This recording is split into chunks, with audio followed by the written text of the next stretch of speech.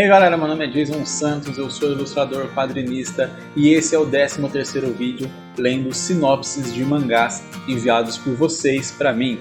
Além de ler, eu analiso aqui a sinopse e tento dar alguns conselhos, algumas dicas ou simplesmente falar o que eu espero daquela história para que isso meio que possa te dar um norte em como seguir em relação à sua sinopse. Se você quiser enviar a sua sinopse para que eu leia aqui, é só enviar um e-mail para contato@instintomangaka.com e no assunto do e-mail você coloca sinopse para análise. Mas saiba que se você enviar agora, provavelmente vai demorar muito para eu ler a sua, porque tem uma boa quantidade de sinopses aqui na frente. Inclusive eu queria usar isso aqui como um gancho para perguntar para vocês o que vocês acham de eu ler algumas das sinopses aqui em live com vocês, porque a live nela tem um tempo maior, então eu consigo ler mais sinopses e a gente consegue diminuir um pouco o volume, já que em um vídeo aqui, mesmo sendo um vídeo longo, eu consigo ler no máximo umas 4 sinopses em um vídeo e tem mais de 100 aí. Então pensei em uma vez por mês a gente fazer uma live aqui e aí eu tento ler algumas sinopses e respondo algumas dúvidas que vocês tenham também, qualquer coisa do tipo, mas focando em ler aqui as sinopses junto com vocês, me digam o que vocês acham. E vamos logo para a primeira aqui. O nome dessa história é Heartless e depois tem Asclepios, não faço ideia do que seria isso. Enfim, a história foca na trágica aventura de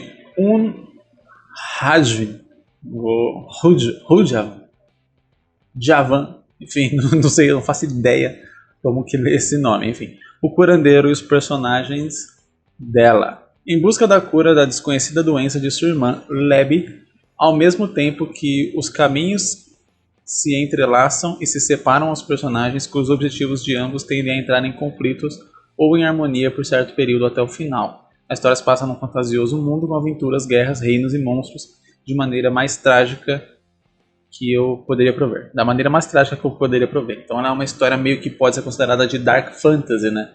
O que seria aquela história de fantasia, né? Com dragões, medieval, esse tipo de coisa, só que indo para um lado um pouco mais sombrio, um pouco mais sério e sem tanta piada, sem tanta gracinha, sem tanta cor, sem tanta luz, sem tantas coisas boas, sem fadinhas bonitas voando por aí fazendo coisas do bem.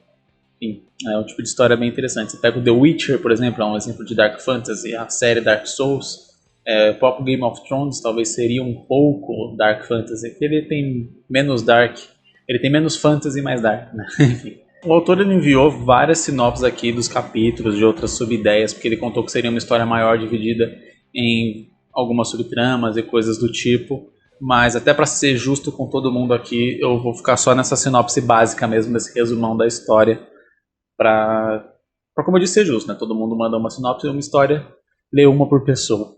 Então, o que deu para entender aqui, como eu disse, que é Dark Fantasy, que você tem um personagem principal com um nome impronunciável, que é um curandeiro, né? Pelo que eu consegui entender aqui pela sinopse. Está procurando uma cura, né? Ele é um curandeiro e está procurando uma cura para uma doença desconhecida que a irmã dele tem. Isso em si dá realmente já uma jornada bem interessante. Considerando esse mundo de Dark Fantasy, essa coisa assim, você tem que, vamos dizer, trabalhar a empatia com essa irmã e tal, todo aquele negócio.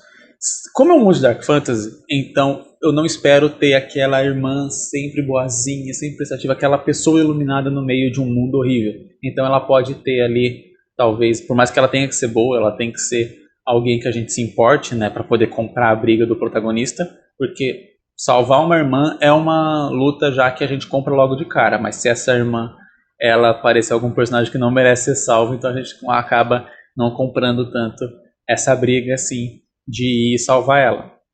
Então fazer ela ser uma personagem bem incrível, eu acho que trabalhar muito bem essa irmã vai ser um dos pontos chaves para manter a história num ritmo bom, engajado, a gente continuar se importando com isso.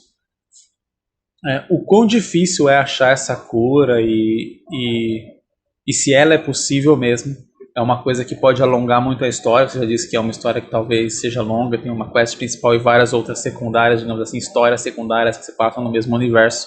Essa seria a história principal.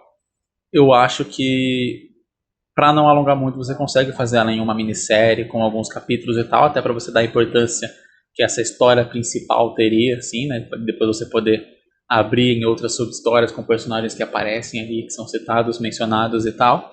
Então fazer ela um pouco mais alongada, mas sem extrapolar muito. Como eu sempre digo, a ponto de que você não consiga dar conta dos capítulos e demore anos e anos para terminar ela. Até porque não parece uma busca que precisa ser muito alongada, como esse objetivo já está muito bem definido desde o começo. Se você alonga muito, acaba até perdendo um pouco o sentido, né? Quando o objetivo ele é muito fixo, ele é muito físico, assim, como eu vou dar o exemplo aqui de One Piece. One Piece você tem desde o primeiro momento da história o objetivo de achar esse tesouro que seria o One Piece. Ao longo da história você até para de saber se esse One Piece é real, se ele existe, se ele não existe, até que lá por volta da sexta temporada você tem meio que um engate e uma recuperação nesse sentimento do que é o One Piece quando o Barba Branca fala que o One Piece ele é real. O problema de One Piece é que ele já demorou tanto tempo, a história tem tantos capítulos, a coisa já foi tão grande que eu acredito hoje que praticamente nada que ele decida que seja One Piece, nenhuma resposta possível vai ser bom e vai ser agradável para o tanto de tempo que a gente já esperou para saber o que é isso. Então, é muito complicado você alongar muito a história. Claro que estou dando um exemplo aqui mais exagerado e extrapolado possível, né? One Piece é um mangá que tem mais de 1000 capítulos. Mas o que eu quero dizer é que hoje, se você imaginar o que é One Piece, eu não consigo pensar em nenhuma resposta decente que satisfaça você ter acompanhado essa história por tanto tempo. Ainda mais aquela velha... Tem a chance grande de ser aquela velha história de o One Piece é a jornada, tal, não é o tesouro, é a jornada. Mas isso, depois de tanto tempo, nem esse tipo de desculpa mais cola os leitores. Então é algo muito, muito complicado de se lidar. Se você está trabalhando com um objetivo fixo, que é achar uma cura para a doença da irmã, você não pode alongar isso muito, porque, se você alonga muito, parece que a doença é menos, vamos dizer assim, perigosa do que ela é. Porque se o personagem, que é um curandeiro, não sabe a causa da doença da irmã e tem que sair numa jornada e enfrentar perigos e coisas do tipo para curar essa doença, a gente tem uma certa sensação de urgência. Porque significa que essa doença é uma doença perigosa que pode eventualmente acabar matando a irmã dele. Então ele tem que correr atrás dessa cura e achar essa cura antes que a doença mate a irmã. Se isso dura por muito tempo, parece que era uma doença qualquer, porque a menina tá viva até hoje e não morreu, enfim, a doença não matou ela, então que porra de doença é essa? Segue vivendo. Não tem... Essa sensação de urgência faz com que a história também tenha uma certa pressa e que o personagem acabe perdendo, não podendo perder tempo com outras coisas. O que é, por exemplo, em One Piece, cada ilha que os personagens passam, eles param para resolver o problema daquela ilha. Claro, achar One Piece não é um objetivo urgente, digamos assim. Então ele tá lá, ninguém chega lá, chegar quando quiser, tá lá, supostamente. Não é algo que está com um prazo determinado. Como a sua história tem um prazo determinado para acontecer, que é o prazo da doença matar a irmã, o personagem acaba tendo que ser muito mais focado do que geralmente a gente costuma ver nos personagens de anime, de outros mangás assim, que olha, apareceu alguém comprando aqui, vou resolver. Olha, apareceu outro problema lá, vou resolver. Olha, aconteceu alguma coisa aqui, vou ver isso aqui. Vou curtir um tempo aqui com não sei quem. Então o personagem acaba tendo que ser muito mais focado porque ele sempre está na sombra de que a qualquer minuto a mais que ele demore, pode ser que a irmã dele já esteja morta. Então, esse seria o conselho que eu daria. Desenvolver muito bem a personagem feminina, a figura da irmã, para que a gente se importe com ela e não queira que ela seja cometida por essa doença. E que o personagem ele acabe sendo trabalhado de uma maneira que mostre essa urgência que ele tem em salvar a irmã. E isso tudo dá para trabalhar dentro de uma história mais curta. Vamos para a próxima sinopse, que, nossa, essa aqui foi só a primeira, já foi 10 minutos de vídeo. Essa aqui é bem grande, e como eu falei para não enviar em textos tão grandes, então eu vou ler só a primeira parte, vamos tentar discorrer ao redor dela, porque como eu disse, eu quero ser honesto com todo mundo aqui. Então não dá para uma pessoa que mandou um parágrafo e meio, a outra pessoa manda um PDF, e aí eu reajo a isso, o vídeo fica meio que tipo um vídeo exclusivo só para uma história. Vamos lá. Orphan Cal, desde os 7 anos, foi criado por seu tio de consideração Gael na pobre aldeia Goldenfall. Dentre seus principais objetivos de vida, um deles inicia a jornada do protagonista, tornar-se um Arque, que é basicamente um guerreiro de elite, né, do exército do reino que lidera guerras, comanda missões, etc. Cal sabe que quando criança seu pai lhe abandonou na aldeia e que vive hoje, mas não sabe o motivo por isso. Vai atrás de seu pai por todo o reino e procura da resposta. Porém, a vida não foi justa com ele. Cal, além de não conseguir controlar Manacra, né, que seria a magia desse mundo aqui, pelo que ele descreveu, nasceu na parte do reino cercada por uma enorme muralha encantada, cujo nenhum humano jamais deveria tentar atravessar, caso contrário seria queimado vivo. Para encontrar seu pai, que Cal acredita estar do outro lado dessa muralha, ele teria que tentar atravessá-la. Enfim, pode ser que algo que eu comente aqui esteja descrito no restante do texto que o autor enviou, mas como eu disse, é um texto muito longo, então eu vou tentar trabalhar só com base nesse modelo aqui que eu li, que é a sinopse, né? A sinopse ela não pode ser muito extensa. E aqui deu para mim apresentar mais ou menos a ideia da história. A única coisa que para mim não ficou muito clara é o como seria queimado vivo. Se ele é queimado vivo porque fora da muralha há sei lá, tudo fogo. Se fora da muralha tem um dragão, alguma criatura que vai queimar ele, ou se o próprio reino deixa os habitantes presos dentro dessa muralha e caso eles ultrapassem aí o reino iria mandar queimá-los, esse tipo de coisa. Então isso não ficou muito claro, mas a gente consegue seguir sem saber exatamente essa parte. A história também parece passar em época medieval, já vi que é algo bem comum aqui da galera que vê o canal gostar de histórias medievais, né? Eu tenho que dizer que eu também curto, mas eu particularmente sou horrível para fazer história medieval. Toda vez que eu fiz, não saiu lá muito boa não. Se você quiser, você pode ler, o link está aqui na descrição dos meus mangás. Quando fala já de uma jornada, a gente sempre tende a remeter a uma coisa meio longa, mas dá sim para fazer. Filmes fazem jornadas de herói e tal, dentro daquele período, aquele prazo de 2 horas, e dá para ir seguir tranquilo dentro desse prazo e fazer. Então, ainda assim, eu sigo sempre falando, se fosse o primeiro mangá, faça um one shot. Uma coisa que ficou meio ambígua nessa sinopse, estava relendo aqui até para confirmar, é que o personagem ele tem 2 objetivos. E o problema de você fazer o personagem com 2 objetivos é que você pode acabar perdendo um pouco de força em um dos objetivos. Então ele quer se tornar um capitão, eu vou chamar de capitão, que é um guerreiro de elite lá, do exército, e ele também quer descobrir por que seu pai abandonou ele.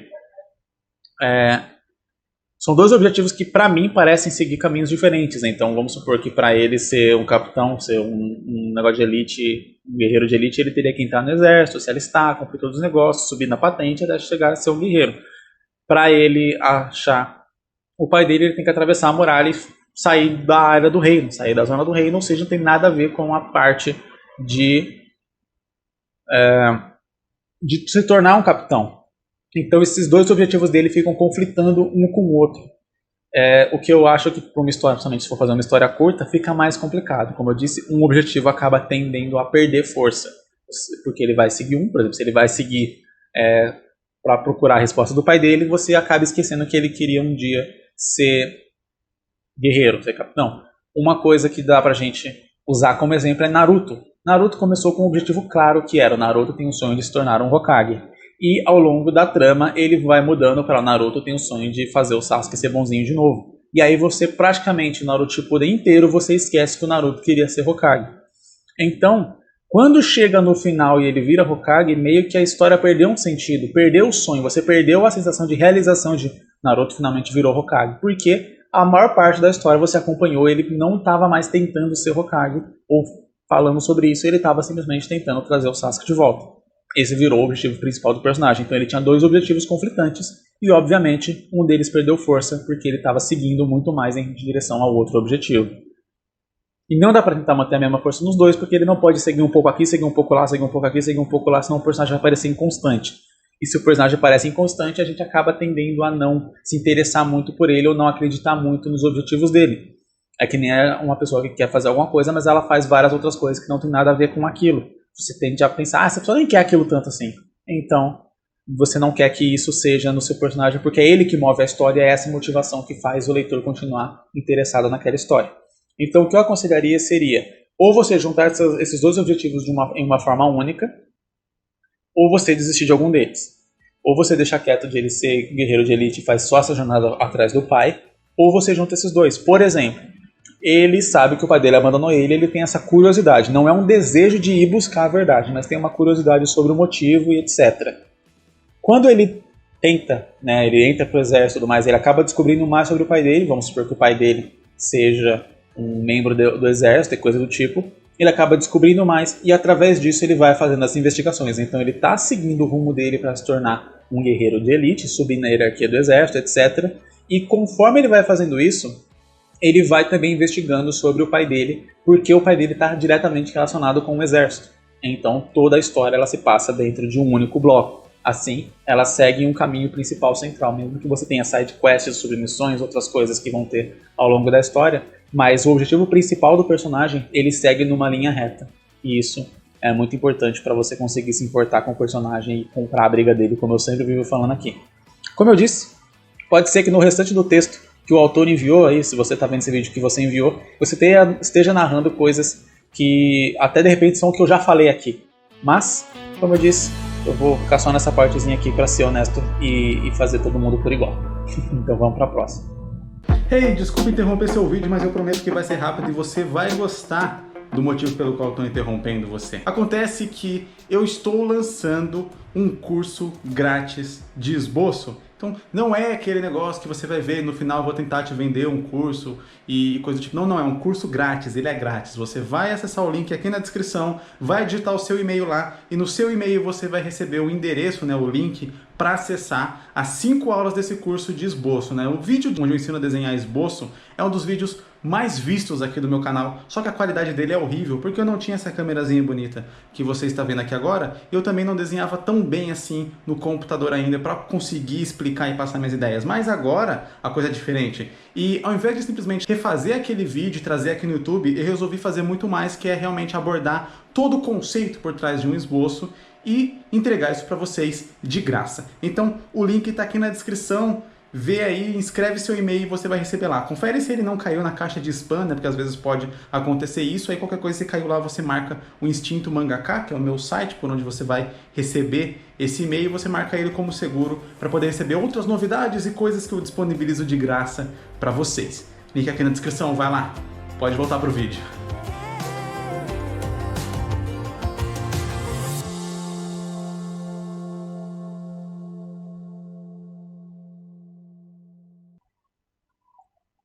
Eita, me babei todo.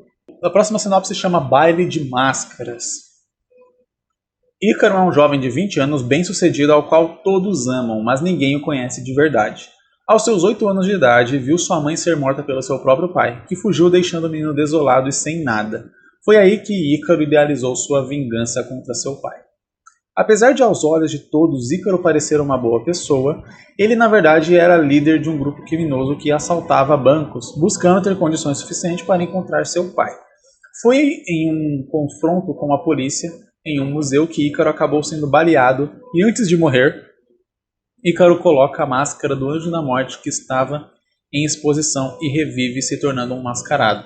Agora com este poder ele busca encontrar o homem que lhe tirou tudo e fazer ele pagar.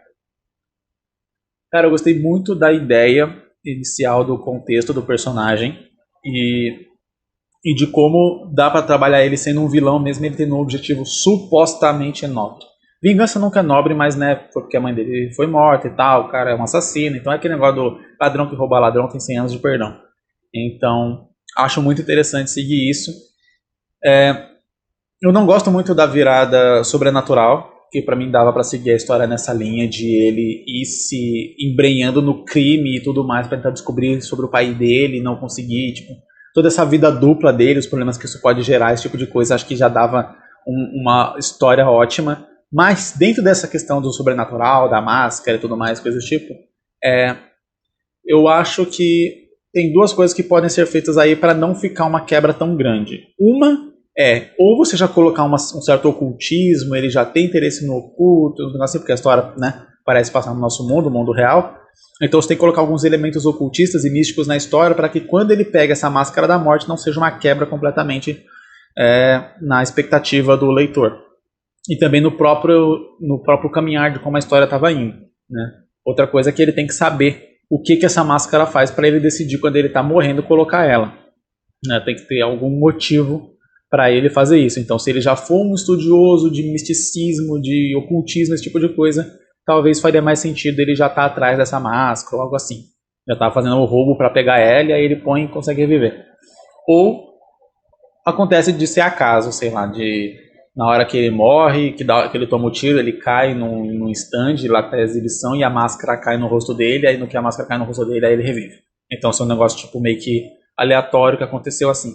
Isso é complicado fazer porque pode ser que o leitor já estava meio que esperando ali que a história seguisse meio que pé no chão, né, do mundo real, sem fantasia, e isso acaba tirando alguns leitores da história. Mas é algo que é um caminho que dá para seguir também.